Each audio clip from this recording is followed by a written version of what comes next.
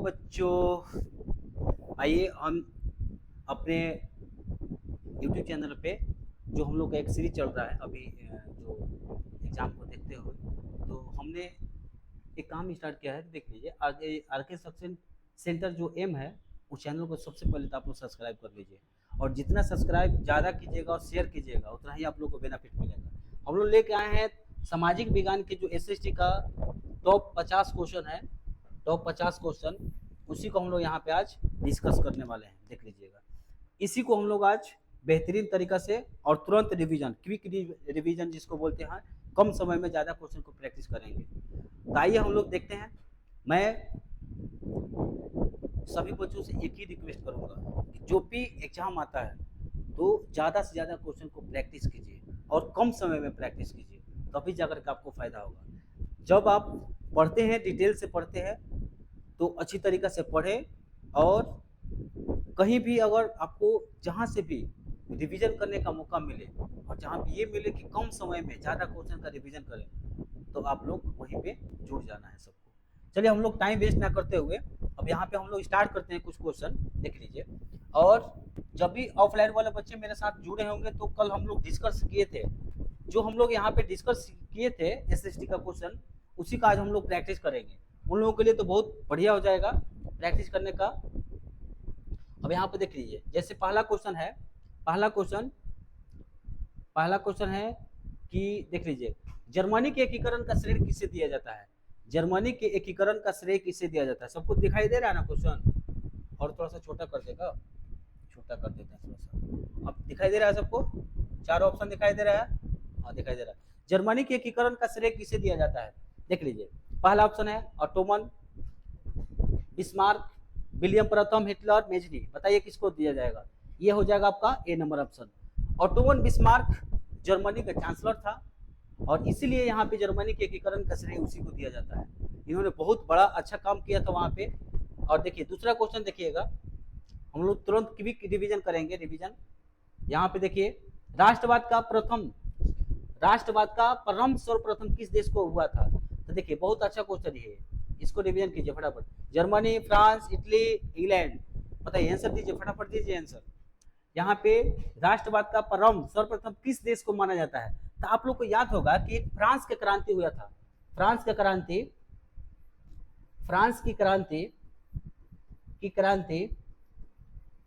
कब हुआ था? पहले ये बता दीजिए। ये हुआ था 14 जुलाई 1789 को, और इसमें 1789 से ही ये माना जाता है कि फ्रांस जो है सबसे पहला देश ऐसा बना जो कि राष्ट्रवाद के प्रति इतना प्रेम जागा उसके पास, और राष्ट्रवाद का उदय यहीं पर हुआ। तो आंसर कहाँ हो जाएगा आपका? फ्रांस की क्रांति को बहुत याद कर लीजिएगा, क्वेश्चन हो सकता है आ जाए 14 जुलाई 1789 ईस्वी को, 14 जुलाई 1789 ईस्वी को। तीसरा क्वेश्चन, सविनय अवज्ञा आंदोलन कब हुआ था? सविनय अवज्ञा आंदोलन कब हुआ था? चलिए फटाफट आंसर दीजिए इसका। सविनय अवज्ञा आंदोलन कब हुआ था? और ये जानेंगे हम लोग सविनय अवज्ञा आंदोलन किसने स्टार्ट किया था?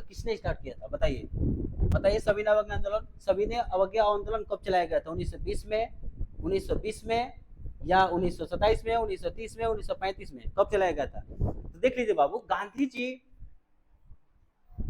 जी 1930 ईस्वी में एक डांडी मार्च की यात्रा किए थे, जो कि ये था कि नमक कानून को तोड़ देना है किसी भी हालत में। और 12 मार्च 1930 ईस्वी को सविनय अवज्ञा आंदोलन को स्टार्ट किया गया, मतलब डांडी मार्च को स्टार्ट किया गया। तो ये बताइए कि यहाँ पे 30 कहाँ दिख रहा है आपको? 30 यहाँ पे दिख रहा है, 12 मार्च 1930 को। और गांधी जी डांडी पहुंचे थे कब? 6 अप्रैल 1930 को। और यहीं पर एक मुट्ठी नमक उठा करके गांधी जी ने क्या किया था? नमक कानून को तोड़ दिया था। तो आंसर क्या हो जाएगा आपका? 1930। देखिए यहाँ पे अगला क्वेश्चन देखिए एक बार, क्वेश्चन नंबर 4, हिंद स्वराज पुस्तक के लेखक कौन है? हिंद स्वराज पुस्तक के लेखक कौन है? बताइए। बाल गंगाधर तिलक, महात्मा गांधी, जवाहरलाल नेहरू, सुभाष चंद्र बोस। आंसर दीजिए, जल्दी जल्दी आंसर दीजिए, कमेंट में फटाफट क्वेश्चन का आंसर दीजिए फटाफट। थोड़ा सा और बढ़ा देते हैं क्वेश्चन को। अब देखिए फटाफट, हिंद स्वराज पुस्तक के लेखक कौन है? हिंद स्वराज, बाल गंगाधर तिलक, महात्मा गांधी। आंसर क्या हो जाएगा? महात्मा गांधी, महात्मा गांधी। अगला क्वेश्चन, नेक्स्ट क्वेश्चन यहाँ पे क्वेश्चन नंबर 5, चौरा चोरी कांड कब हुआ था? चौरा चोरी कांड कब हुआ था देख लीजिएगा। कल हम लोग ऑफलाइन क्लास में डिस्कस कर रहे थे क्वेश्चन। देखिए चौरा चोरी कांड कब हुआ था, क्यों हुआ था, ये देख लीजिए थोड़ा सा। देखिए जब असहयोग आंदोलन चलाया गया था 1920 में, 1 अगस्त 1920 को स्टार्ट किया गया था, उसके तुरंत बाद 1 से 2 वर्ष बाद 5 फरवरी 1922 को ये घटना घटता है, जिसमें ये बताया जाता है कि चौरा चोरी एक जगह है यूपी में, जहाँ पे 22 मतलब एक थाने के ऊपर आक्रमण किया गया, आगजनी किया गया, जिसमें 22 पुलिसकर्मी को मारा गया था। तो यही बताता है चौरा चोरी कांड कब हुआ था? 5 फरवरी 1922 को। इसी के परिप्रेक्ष्य में 7 दिन बाद यानी कि 12 फरवरी को 1922 ईस्वी को गांधी जी ने जो असहयोग आंदोलन स्टार्ट किया था 1 अगस्त को, उसको स्थगित कर दिया था, क्योंकि गांधी जी नहीं चाहते थे कि पूरा जो ये कांड हुआ है इसके लेकर के पूरा शोर शराबा हो और पूरा एक तरीका से और जान माल का हानि पहुंचे, क्योंकि गांधी जी एक असहयोगवादी थे। मतलब एक तरीका से उनको क्या बोलते हैं उसको, हिंसा से नफरत था, अहिंसावादी थे। इसलिए गांधी जी यहाँ पे चौरा चोरी कांड होने के बाद तुरंत स्थगित कर दिया था। बहुत लोग खिलाफ भी हुए थे, जैसे यहाँ पे क्या बोलते हैं चित्तरंजन दास, उसके बाद एक और थे चित्तरंजन दास, बाल गंगाधर तिलक नहीं, उसके बाद बहुत लोग थे जो कि खिलाफ हुए थे, नए जो कांग्रेस के नेता थे और गांधी जी से क्या हो गए थे, खिलाफ हो गए थे। आगे चलते हम लोग क्वेश्चन को देखते हैं एक बार। नेक्स्ट क्वेश्चन, अगला क्वेश्चन क्या है कि जालियांवाला बाग की घटना किस तिथि को हुई थी? बहुत अच्छा क्वेश्चन है, ये सब एकदम आने वाला क्वेश्चन है, आता है क्वेश्चन बड़ा, बहुत बार आया हुआ है और बहुत बार आएगा भी, बताइए 13 अप्रैल 1919, 10 अप्रैल 1919, 20 अप्रैल 1919, 15 अप्रैल 1919, 13 अप्रैल 1919, इसमें डिस्कस करने वाला कुछ है ही नहीं। चलिए, महामंदी का प्रारंभ किस वर्ष माना जाता है? महामंदी होता क्या है, ध्यान रखिएगा। महामंदी क्या होता है, जब भी किसी भी देश में अगर आर्थिक संकट आता है, चाहे कोई महामारी आती है जिसके वजह से आर्थिक संकट पैदा होता है, उसी को हम लोग बोलते हैं महामारी। कब हुआ था महामंदी? हो आंसर हो जाएगा इसका 1929 में तो नहीं हुआ था, 1924 में भी नहीं हुआ था, 1929 में हुआ था। कब हुआ था? 1929 में हुआ था आंसर। अब आगे देखिएगा अगला क्वेश्चन कि अनुबंधित श्रमिकों को अन्य किस नाम से जाना जाता है? तो आप लोग सुने होंगे कि जब साउथ अफ्रीका में जब गांधी जी गए थे एक बार 1893 के आसपास, तो उस समय यहाँ के इंडियन मजदूर ले जाकर के साउथ अफ्रीका में रखा जाता था और काम करवाया जाता था, जिसको हम लोग एक नाम से जाने थे, गुलाम नहीं, मजदूर नहीं, एजेंट नहीं, इसको बोलते हैं गिरमिटिया मजदूर। क्या बोलते हैं इसको? गिरमिटिया मजदूर। जो भी श्रमिक यानी कि हमारे देश से बाहर जाते थे और खास करके साउथ अफ्रीका के जो एरिया था वहाँ पे अगर जाते थे उसको बोला जाता था गिरमिटिया मजदूर। क्या बोला जाता था उसको? गिरमिटिया मजदूर। आगे चलिए अगला क्वेश्चन 9, प्रथम विश्व युद्ध कब हुआ था? प्रथम विश्व युद्ध कब से कब तक हुआ था? 1912 से 16, 1914 से 18, 1914 से 20, 1939 से 45। आंसर क्या हो जाए? 1912 से 16 नहीं, 1914 से 20 नहीं, 1939 से 45। ये सेकेंड वर्ल्ड वार हुआ था, ये सेकेंड विश्व युद्ध हुआ था, सेकेंड विश्व युद्ध यहाँ से 39 से 45 तक चला था। आंसर क्या हो जाएगा आपका? बी। आंसर क्या हो जाएगा? बी। चलिए नेक्स्ट क्वेश्चन जल्दी फटाफट। बोला है कि ब्रिटेन वुड्स सम्मेलन किस वर्ष आयोजित किया गया था? ब्रिटेन वुड्स सम्मेलन किस वर्ष आयोजित किया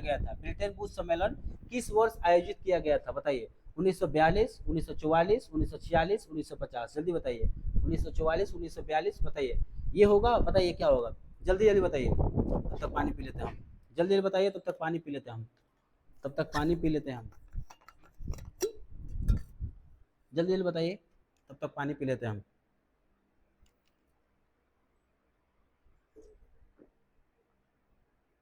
आंसर दीजिए फटाफट, जल्दी आंसर दीजिए फटाफट, जितना जल्दी हो सके आंसर दीजिए फटाफट, जल्दी आंसर दीजिए फटाफट।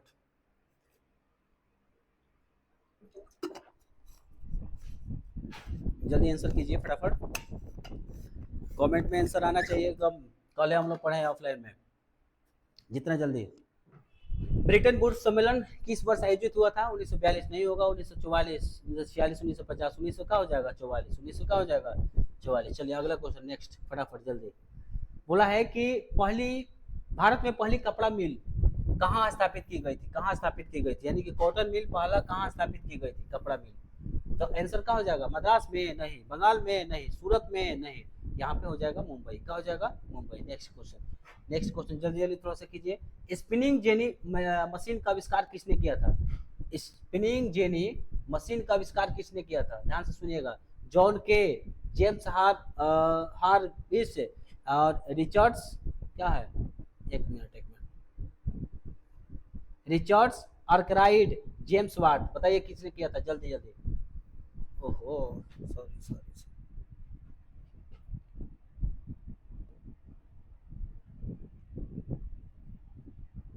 एक सेकेंड एक सेकेंड एक सेकेंड एक सेकेंड एक सेकेंड एक सेकेंड एक सेकेंड, हाँ यही ना क्वेश्चन है जी। ये क्वेश्चन सबको दिख रहा है? क्वेश्चन दिख रहा है सबको? हाँ दिख रहा है दिख रहा है। चलिए चलिए चलिए आंसर दीजिए इसका, आंसर दीजिए इसका, आंसर दीजिए फटाफट। बताइए जॉन के, जेम्स हार्विस, रिचर्ड आर्कराइट और जेम्स वाट, क्या होगा आंसर? जल्दी जल्दी बताइए, जल्दी फटाफट, जितना जल्दी हो सके बताइए, जितना जल्दी हो सके बताइए, जितना जल्दी हो सके। क्या हो जाएगा इसका? जॉन के नहीं, रिचर्ड आर्कराइट नहीं, जेम्स वाट नहीं, आंसर क्या हो जाएगा इसका? बी। आंसर क्या हो जाएगा इसका? बी। चलो अगला question, next next next next, जल्दी जल्दी। किसे फ्लाइंग शटल का, मतलब किसे फ्लाइंग शटल का आविष्कार माना जाता है या आविष्कारक माना जाता है? जॉन के, जेम्स वाट, हम्फ्री डॉबी और निकरन। जॉन के, आंसर क्या हो जाएगा? जॉन के। Next question, next question, next question. Gutenberg ने सर्वप्रथम किस पुस्तक की छपाई की थी? गुटेनबर्ग ने ओहो,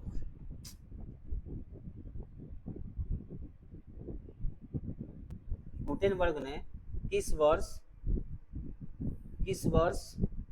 पुस्तक की छपाई की थी? किस पुस्तक की छपाई की थी गुटेनबर्ग ने? बताइए, आंसर बताइए फटाफट जल्दी। तो कुरान के, गीता का, बाइबिल के या हैरी पॉटर का? आंसर क्या हो जाएगा? गुटेनबर्ग ने बाइबिल का स्टार्ट किया था ना। बाइबिल क्या, बाइबिल, बाइबिल का हो जाएगा आंसर, बाइबिल का हो जाएगा आंसर, बाइबिल का हो जाएगा आंसर, बाइबिल का हो जाएगा आंसर, आंसर। चलिए अगला नेक्स्ट क्वेश्चन, थोड़ा फास्ट कीजिए, लो फास्ट आंसर।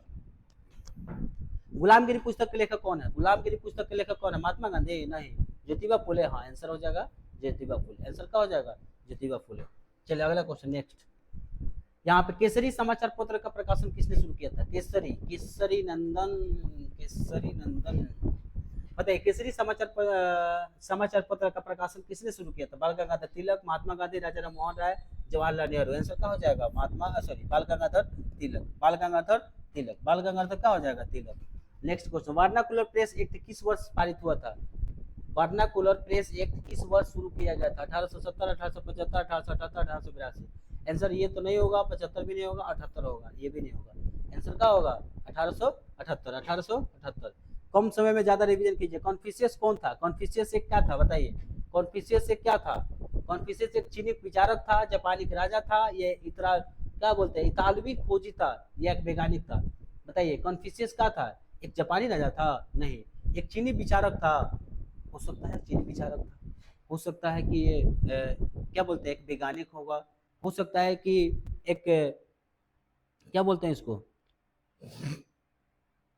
गला फंस जाता है जी, गला फंस जा रहा है, एक मिनट। क्या हो जाएगा जी? इसका आंसर बताइए क्या होगा? चीनी विचारक। क्या हो जाएगा? चीनी विचारक। उसके बाद देखिए अगला क्वेश्चन नेक्स्ट, थोड़ा सा धीरे बोलेंगे, साउंड बढ़ा लीजिएगा आप लोग। देखिए वंदे मातरम पुस्तक, वंदे मातरम गीत के रचयिता कौन थे? रविन्द्रनाथ टैगोर, बंकिम चंद्र चट्टोपाध्याय, शरत चंद्र चटर्जी, सुभाष चंद्र बोस। आंसर क्या हो जाएगा? बंकिम चंद्र। ये 1883 के आसपास में लिखा गया था, 1883 के आसपास लिखा गया था। अच्छा, रविन्द्रनाथ टैगोर किसने? जनगण मन, जनगण मन का, जो मन का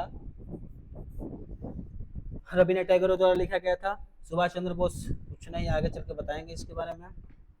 चलिए अगला नेक्स्ट, नेक्स्ट क्वेश्चन। असहयोग आंदोलन का मुख्य कारण क्या था? अभी बताए हम, असहयोग आंदोलन का मुख्य कारण क्या था? रॉलेट एक्ट, प्रथम विश्व युद्ध, खिलाफत आंदोलन, चोरा चोरी का हत्या। मुख्य कारण क्या था? Rowlatt act. क्या था वो? Rowlatt act. Rowlatt act. अच्छा, रॉलेट एक्ट क्या था? रॉलेट एक्ट एक काला कानून था। काला कानून मतलब क्या है? जिससे कि इसमें दिया गया था कि बिना वकील, बिना दलील, बिना अपील का 2 साल तक किसी भी भारतीय को, या चाहे वो नेता हो चाहे कोई भी हो, शक के आधार पर इसको गिरफ्तार कर लिया जाएगा।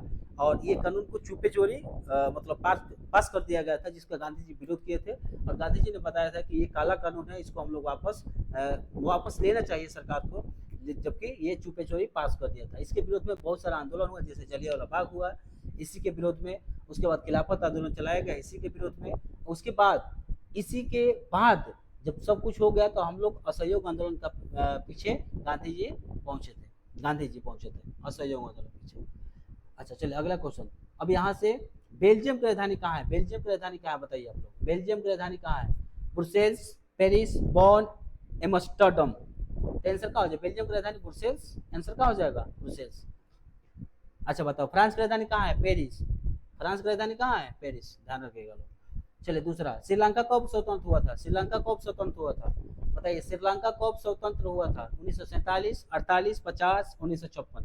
श्रीलंका आजाद हुआ था 1948 में। 1948 में 1948 में 1948 में। चलिए अगला क्वेश्चन नेक्स्ट। भारत के संविधान के अनुसार भारत कौन सा राज्य है? भारत धर्मनिरपेक्ष राज्य है, राजतंत्र है, साम्यवादी है, घोषित हिंदू राज्य है। ये तो नहीं होगा, ये लोग मतलब ये अखंड भारत का बहुत ज्यादा चर्चा चलता है, लेकिन हुआ नहीं अभी। साम्यवादी तो नहीं था। धर्मनिरपेक्ष राजतंत्र यहाँ पे नहीं है, राजतंत्र यहाँ पे नहीं है, यहाँ पे धर्मनिरपेक्ष राज्य है। यहाँ पे धर्मनिरपेक्ष का मतलब क्या होता है कि सभी धर्मों का हम लोग सम्मान किया जाता है। भारत के अंदर कोई भी धर्म का लोग हो उसको इतना ही सम्मान मिलता है जितना हम लोग का एक हिंदू का चाहे मुसलमान को मिलता है। ठीक है, अगला क्वेश्चन नेक्स्ट क्वेश्चन। अगला क्वेश्चन है कि संविधान की 8वीं अनुसूची में कितनी भाषाओं का उल्लेख किया गया बताइए? 22, 20, 18 और 25। आंसर क्या हो जाएगा? 18 तो होगा नहीं, 20 तो होगा नहीं, 22। आंसर क्या हो जाएगा? 22। आंसर क्या हो जाएगा? 22। आंसर हो जाएगा 22। अगला क्वेश्चन, 7वीं अनुसूची के विषय पर कानून बनाने का अधिकार किसे प्राप्त होता है बताइए? 7वीं अनुसूची जो है इसमें समवर्ती अनुसूची है। समवर्ती अनुसूची के विषय पर, समवर्ती मतलब होता है कि जो दोनों केंद्र और राज्य दोनों मिलकर जब कानून बनाता है उसी को बोलते हैं समवर्ती सूची। क्या बोलते हैं? समवर्ती। तो देखिए यहाँ पे समवर्ती सूची पर विषय बनाने का अधिकार किसे प्राप्त है? तो केंद्र सरकार को। किसका है? केंद्र। जिससे शिक्षा हो गया, उसके बाद केंद्र और राज्य दोनों को होता है, ऐसे दोनों का होता है कानून बनाने का अधिकार, दोनों का होता है। लेकिन अगर किसी भी कारण अगर कोई मामला कोर्ट में जाता है तो जो केंद्र सरकार जो फैसला लेती है वही मान्य होता है, सर्वमान्य होता है। इसका मतलब प्रभावी दोनों होता है, दोनों अपना अपना नियम बनाता है लोग। लेकिन अगर कोई विशेष कारणवश अगर ये मामला फंस जाता है तो वो कानून माना जाता है केंद्र सरकार का। किसका माना जाता है? केंद्र सरकार का। बताइए यहाँ पे भारत में पंचायती राज की स्थापना कब की गई थी? पंचायती राज की स्थापना 1992, 1990, 1992 और 1952, 2000 में। देखिए ध्यान से, इसको पंचायती राज लाने का मतलब क्या था? तो हमारे राज्य में, हमारे देश में 2 लेवल की सरकारें हुआ करती थी। एक हुआ करता था केंद्रीय लेवल पे, और एक निचला सदन हुआ था, मतलब जिसे राज्य लेवल पे। कितना लेवल पे हो? राज्य लेवल पे। लेकिन ये त्रिस्तरीय पंचायती राज व्यवस्था लाने का कारण क्या था कि केंद्र में 2 लोग बैठते हैं, एक राज्यसभा और एक लोकसभा का।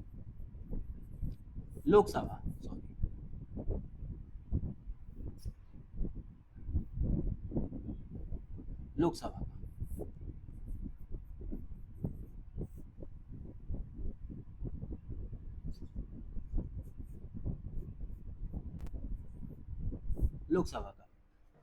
लेकिन अब बताइए कि यहाँ पे राज्यसभा का सांसद दिल्ली रहते हैं लोग, लोकसभा का सांसद जो होता है हमारे जिला में, जैसे कहीं भी एक संसद होता है, कहीं बड़ा जिला होता है तो 2 संसद होता है, लेकिन अधिकतर एक माना जाता है।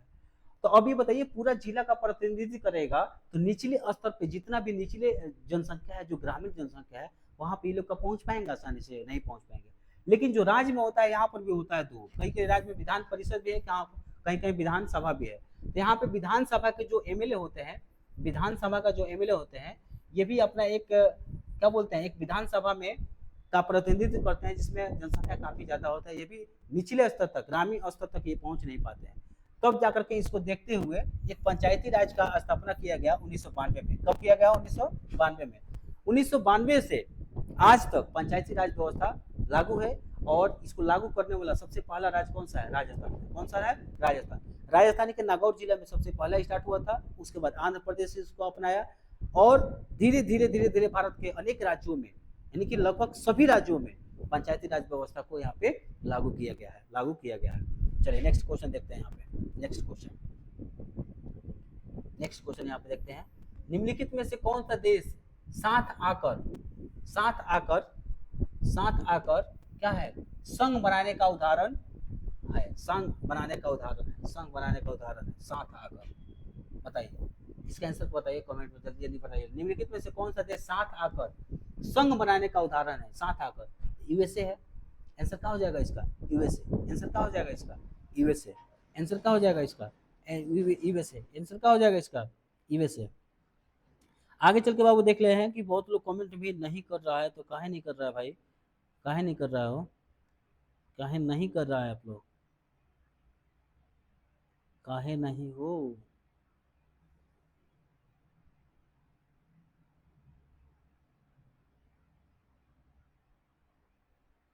काहे नहीं कर रहा है बाबू? चलिए इसका आंसर क्या हो जाएगा? यूएसए। आगे चलते हैं। देखिए, ओहो, आगे चलते हैं बाबू। देखो बोला है क्वेश्चन कि काले दस्ताने और बंधी हुई मुठ्ठियां किसका प्रतीक है? किसका प्रतीक थी? बताइए किसका? शांति का, क्रोध का, या मजदूर एकता का, या अश्वेत शक्ति का? किसका हो जाएगा? अश्वेत शक्ति का। सब क्वेश्चन को एकदम जल्दी उड़ाइए। भारत में महिलाओं के लिए आरक्षण की व्यवस्था कहाँ की गई थी?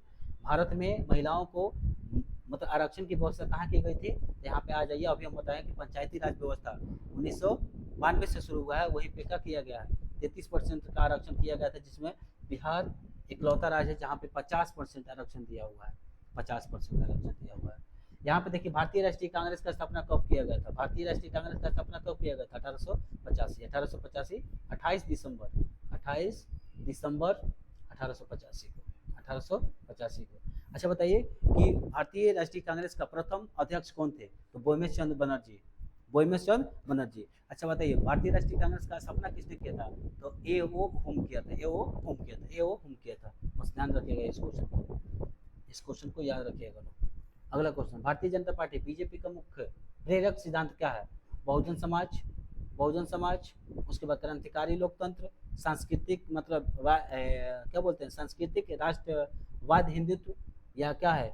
आधुनिकता। क्या है इसका आंसर बताइए? तो ये बीजेपी से क्वेश्चन आ गया बाबू। बीजेपी का स्थापना कब हुआ था पता है किसी को?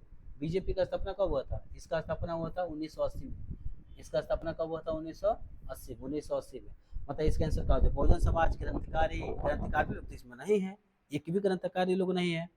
बताइए इसका। ये लोग खाली क्या करता है? हिंदू मुसलमान करता है। तो इसका आंसर क्या हो जाएगा? सांस्कृतिक राष्ट्रवाद, हिंदुत्व। इसी का राजनीति ये लोग करता है बीजेपी वाले, खास करके। कोई है तो भाई बुरा मत मानिएगा, आंसर है दिया हुआ है। निम्नलिखित में से किसे लोकतंत्र का प्राण माना जाता है? बताइए, बहुत अच्छा क्वेश्चन है। न्यायपालिका को, राजनीतिक दल को, संविधान को, और ये सरकार को। तो लोकतंत्र का प्राण किसको माना जाता है? संविधान को। किसको माना जाता है? वो संविधान को। आंसर क्या हो जाएगा? संविधान। आंसर क्या हो जाएगा? संविधान। अगला क्वेश्चन, दल बदल कानून किस पर लागू होता है? दल बदल कानून किस पर लागू होता है? बताइए, उपराष्ट्रपति पे, कि आम जनता पर, राष्ट्रपति पे, संसद और विधायकों पर? आंसर क्या हो जाएगा? संसद और विधायक। राष्ट्रपति थोड़ा ना इधर से उधर भागते हैं, उपराष्ट्रपति थोड़ा ना इधर से उधर भागते हैं। भागता है कौन है? आम जनता थोड़ा ना भागती है। आम जनता तो अपने में मिली जुली रहती है, कभी बीजेपी, कभी अपोजिट मतलब अपोजिट पार्टी, जैसे कांग्रेस हो गया, क्षेत्रीय दल जो भी हो गया। लेकिन सांसद और विधायकों का ये एक अधिकार मिला हुआ था, जो कि दल बदल करने का कब 10वीं अनुसूची में दल बदल का दिया हुआ है, जिसकी वजह से ये लोग अपना इधर उधर पलटी मार देता है, 2/3 बहुमत लेकर के पूरा सरकार को ही पलटने का काम करता है। कौन? सांसद और विधायक। अगला क्वेश्चन, विश्व का सबसे बड़ा लोकतांत्रिक देश कौन सा है? विश्व का सबसे बड़ा लोकतांत्रिक देश कौन सा है? बताइए। विश्व का सबसे बड़ा लोकतांत्रिक, तो विश्व का सबसे बड़ा लोकतांत्रिक देश भारत है, जहाँ की सबसे ज्यादा लिखित, मतलब अगर बोलेगा कि भारत का, सॉरी, विश्व का सबसे बड़ा लिखित संविधान किसका है? तो भारत का। किसका है? भारत का। अगला क्वेश्चन देखिएगा, लोकतांत्रिक सरकारें किसके प्रति उत्तरदायी होती है? जनता के प्रति, न्यायालय के प्रति, कि प्रधानमंत्री के प्रति, कि संसद के प्रति?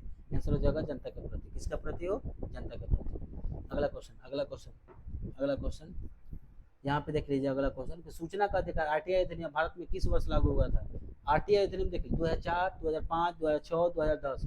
सूचना का अधिकार जैसे देख लीजिए बाबू, किसी भी सरकारी काम को देखने के लिए या जानने के लिए, जैसे हम लोग फॉर्म भरते हैं, कोई रेलवे, एसएससी, जो भी फॉर्म होता है, तो फॉर्म का आंकड़ा लगाना है हमको, या किसी बारे में हमको जानना है, विशेष जानकारी लेनी है, तो हम लोग आरटीआई डाल देते हैं। आरटीआई का जब से मतलब सूचना का अधिकार मिला है, अधिनियम का पारित हुआ तो 2005 में। इससे फायदा होता है। नेपाल में लोकतंत्र की बहाली किस वर्ष की गई थी? किस वर्ष की गई थी? तो देखिए, लोकतंत्र की बहाली यहाँ पे की गई थी 2008 में। कब की गई थी वो? 2008 में। 2008 से पहले यहाँ पे राजतंत्र चलता था, राजा का शासन चलता था। भारतीय संविधान का संरक्षण कौन होता है? बताइए, भारतीय संविधान का संरक्षक कौन होता है? कौन होता है वो? बताइए जल्दी। सर्वोच्च न्यायालय होता है, राष्ट्रपति और संसद होता है, प्रधानमंत्री होता है।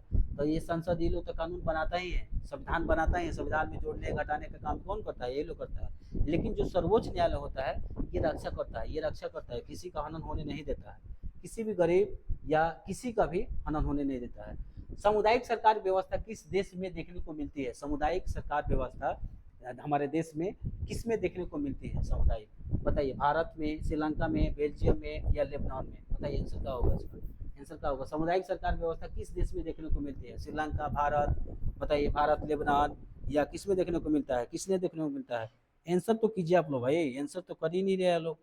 जल्दी जल्दी आंसर कीजिए, जल्दी फटाफट।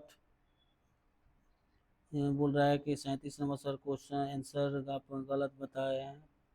एक मिनट देख लेते हैं बाबू, 37 नंबर क्वेश्चन देख लेते हैं एक बार देख लेते हैं।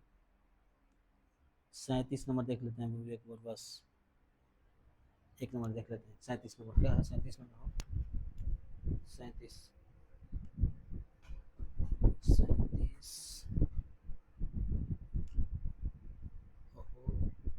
37 नेपाल में लोकतंत्र की बहाली किस वर्ष हुई थी? देखिए, ये हम 2008 लगाया ना, 2008 गलत है। 2006 में स्टार्ट हो गया था, 2006 में स्टार्ट हो गया था, लेकिन 2008 में कहा 2013-14 के बाद से फिर ये स्टार्ट हुआ वहाँ का जो ये लोकतंत्र है। उसके बाद ये ठीक है, सामुदायिक सरकार यहाँ पे थे ना हम लोग, यहाँ पे थे। देखिए यहाँ पे क्या हो जाएगा,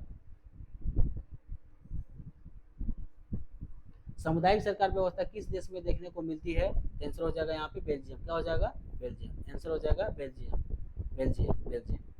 अगला क्वेश्चन, नेक्स्ट, फटाफट जल्दी बोलिए। निम्नलिखित में से कौन सा एक राष्ट्रीय राजनीतिक दल नहीं है? राष्ट्रीय राजनीतिक दल नहीं है। अच्छा, राष्ट्रीय लेवल पे क्या होता है? राष्ट्रीय लेवल पे होता है कि कहीं भी चुनाव आसानी से लड़ सकता है लोग, और जिनका पार्टी का जब विस्तार होता है, पार्टी का जब 2-3 राज्यों में, 4 राज्यों में विस्तार होता है, तब जाकर के राष्ट्रीय लेवल पे ये दर्जा मिलता है। बीजेपी तो है, बीजेपी तो है, आईएनसी, इंडियन नेशनल कांग्रेस है, सीपीआईएम है, जहाँ सीपीआईएम का केरला वाला में देखिएगा तो बहुत ज़्यादा मतलब यहाँ पे वर्चस्व है। लोक जनशक्ति पार्टी, एलजेपी, मतलब एलजेपी चिराग पासवान की पार्टी है। पहले रामविलास पासवान की पार्टी हुआ करती थी, अभी चिराग पासवान इनके कमल संभाले हुए हैं। तो यही एक क्वेश्चन आंसर हो जाएगा, जो कि राष्ट्रीय लेवल पार्टी नहीं है, राष्ट्रीय लेवल पार्टी नहीं है। अगला क्वेश्चन, नेक्स्ट क्वेश्चन, पंजाब में भूमि निम्नीकरण का मुख्य कारण क्या है? पंजाब में भूमि निम्नीकरण का मुख्य कारण क्या है? बताइए। गहन खेती, अति पाशुचीकरण, अधिक सिंचाई, वनम, अधिक सिंचाई। कपास की खेती के लिए सबसे उपयुक्त मृदा कौन सी होती है? बताइए। काली मृदा, लाल मृदा, की जलोढ़ मृदा, की लेटराइट मृदा? यहाँ पे हो जाएगा काली मृदा। क्या हो जाएगा? काली मृदा। अगला, सुंदरवन राष्ट्रीय उद्यान किस राज्य में स्थित है? तो पश्चिम बंगाल में। कहाँ हो जाएगा? पश्चिम बंगाल। पश्चिम बंगाल कहाँ है? पश्चिम बंगाल। अगला क्वेश्चन, नेक्स्ट, फटाफट जल्दी थोड़ा सा करते हैं, टाइम ज़्यादा हो गया। सलाल विद्युत परियोजना किस नदी पर स्थित है? सलाल विद्युत परियोजना झेलम पर तो है नहीं, रावी पर तो है नहीं, ब्यास पर तो है नहीं, चिनाब पे है। किस पे है? चिनाब पे है। अगला क्वेश्चन, नेक्स्ट, इनमें से कौन सी रबी फसल है? चावल, मोटे अनाज, चना, कपास, और कौन सा? 4 वही है, चावल, अनाज, मोटे अनाज। चावल तो होगा नहीं, खरीफ फसल है। मोटे अनाज तो होगा नहीं, ये भी खरीफ फसल है। कपास तो होगा नहीं, आंसर क्या हो जाएगा? चलना, आंसर क्या हो जाएगा? चलना। नेक्स्ट बोला है कि किसी देश के विकास को मापने का सबसे महत्वपूर्ण आधार क्या होता है?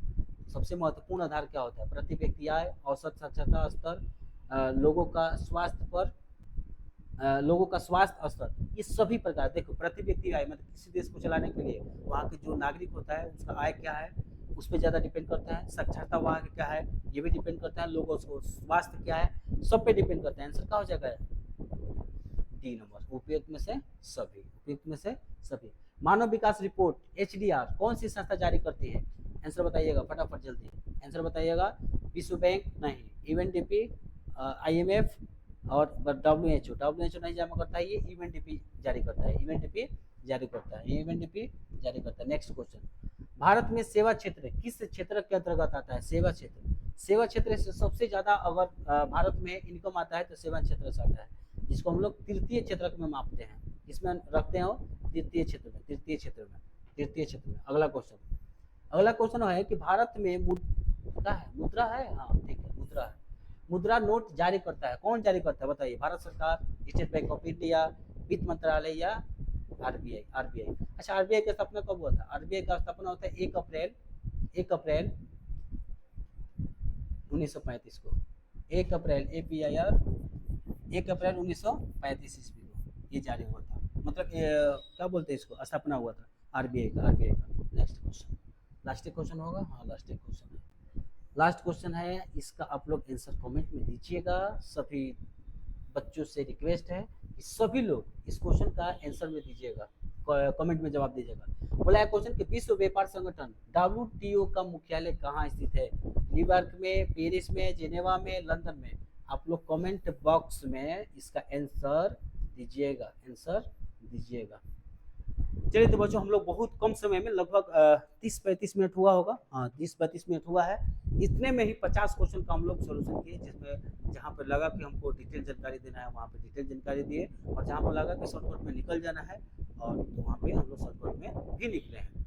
तो हमारे चैनल से जुड़े रहे। देखिए हम लोग एक ही बात बता रहे हैं सबको, जितने भी हमारे साथ बच्चे जुड़े हुए हैं और ऑफलाइन में जो बच्चे पढ़ते हैं, काफ़ी उत्साहित रहिएगा कि मतलब जब वीडियो आएगा तो ज़्यादा से ज़्यादा इसको शेयर करें, लाइक करें, सब्सक्राइब करें, और हमारे चैनल को या अपने चैनल को, ये अपना ही चैनल है, आप ही लोगों का चैनल है, और इसको क्या कीजिएगा आप लोग सब्सक्राइब करके और सारे ग्रुप में फैला दीजिए। आग की तरह एकदम सारे बच्चों का स्टेटस लगना चाहिए। देखते हैं कि कितने लोग मतलब इस चैनल को चाहते हैं कि हाँ इस चैनल ग्रो हो और ज़्यादा से ज़्यादा वीडियो इस पर आए। और हम यही देखते हैं कि जब भी हम लोग क्लास करेंगे, ऑफलाइन में क्लास करेंगे हम लोग, या जैसे हमारा जो दूसरा स्टूडियो है एक तरीके से, जो हम लोग का बैकग्राउंड या डिजिटल बोर्ड नहीं है, उसमें हम लोग डिटेल क्लास करेंगे। और हर संडे मंडे ट्यूसडे 3 दिन तक लगातार हम लोग यहाँ पे प्रैक्टिस करेंगे MCQ का। तो चलिए टेक केयर, बाय, जय हिंद, जय भारत।